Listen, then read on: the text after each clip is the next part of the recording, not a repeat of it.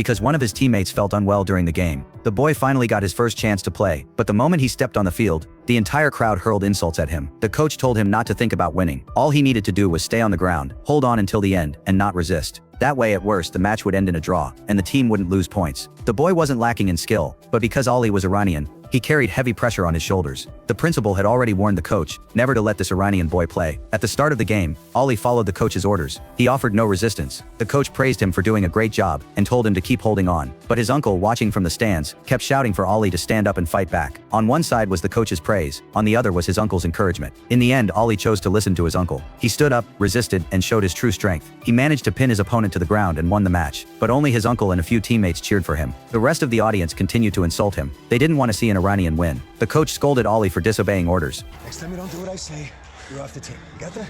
But they wouldn't be. No, you almost got pinned. And individual glory does not come before the good of the team.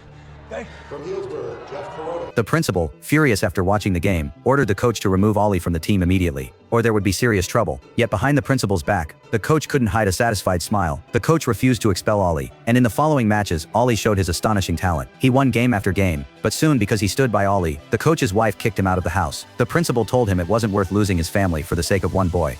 I have something to fight for. Still, Ali's brilliant performance on the mat earned him acceptance from the wrestling team. They invited him to sit with them, shared food without caring what Ali ate, and even pooled money to buy him a school uniform. When Ali put on that uniform, tears streamed down his face. For the first time in America, he felt warmth and belonging. He had finally found friends. The school bully mocked Ali, calling him a crybaby, but this time, Ali wasn't alone. His teammates comforted him, telling him not to listen to that jerk. As anti-Iranian sentiment grew stronger among the public, the insults Ali faced in every match became harsher. Spectators shouted for him to go back home. The coach tried his best to calm the crowd. In the end, the coach was forced to pull Ali from the match. The principal demanded that Ali be removed before things turned into chaos. Get him the hell out of here before this thing gets ugly. He's not doing anything wrong. If someone gets hurt, are you going to take responsibility for it? They got a problem Will you, with him. Dan? They should leave. Oh, for the love of God. After much thought, the coach made a bold decision. Ali's uncle worried about how this would affect him, but to everyone's surprise, the coach sent Ali back into the match.